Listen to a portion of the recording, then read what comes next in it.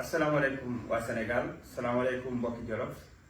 dama ñëwoon rek ci vidéo bi di leen baalu àq di leen baal àq di ñaan yàlla mu nangu ñu suñu tabaski rawatina ñi nga xam ne ña nga ca Makkatal Mukarrama ak di ñaan ci barke bésu Arafat bi ñu génn yàlla tuur jàmm fépp ci àdduna bi mbokk yi mënuñu nekk ci tabaski di feete te suñu xel du dem ci njabootu ñi nga xam ne dañu làqu waaye rawatina njabootu ñi nga xam ne dañ leen a faat ci événement 1er ak 2 juin yi weesu suñu xel dina dem tamit ci mboolem ñi ci jëlee ay gaañu gaañu ay blessé ak ñi ci am ay yàqu-yàqu dafa am ñoo xam ne tamit dañu àndoon ak ñoom wala sax ñu ngi wéy di ànd ak ñoom ci lii nga xam ne mooy projet Pastef projet bi nga xam ne jàpp la ne moo mën a soppi Sénégal ba mu nekk ci anam yu gën muy ñu leen di dippee les prisonniers politiques ñenn ñi Pastef la ñu bokk ñenn ñi bokkuñu Pastef waaye xëy na la ñuy wax waroon ak li nguur bëgg ba tax na ñu teg leen loxo mën nañ ci lim ci lu gàtt rek ku mel ni Diop Taïf nga xam ne da doon filmer rek ñu jàpp ko waaye ku mel ni Ndongo Diop Hannibal Djim mën nañ ci lim Fadilou Keita mën nañ ci lim Soxna Ami Dia mën nañ ci lim Soxna Falla Fleur mën nañ ci lim Bassirou Diomaye Faye di secrétaire général bi mën nañ ci lim Cheikh Oumar Diagne nga xam ne ñëpp xam nañ ko mën nañ ci lim Karim Xurum Xaq Cheikh Bara Ndiaye waaye le rappeur Nit Doff mën a lim ñu bëree ñoo xamante ne ni tey jii nii caabi daf leen féete ginnaaw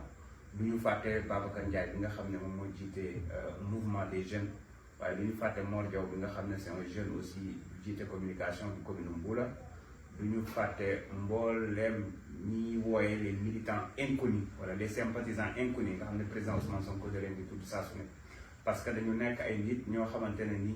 dañuy xeex ngir projet bi di xeex ngir avenir du Sénégal te xëy na kenn xamu leen seen dugub ci dara donc ñoom ñëpp ñu ngi leen di masawu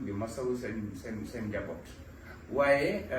dinañu naqarlu tamit ci anam yi nga xam ne moom le président Ousmane Sonko di maire Ziguinchor dundee tabaski gi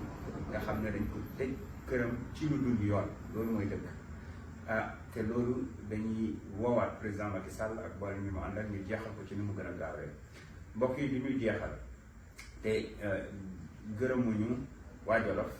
nga xam ne tey bu suñuy pexe sotti woon foofu la ñuy jullee ci ndax defoon nañ demande bi ëpp na weer waaye ba démb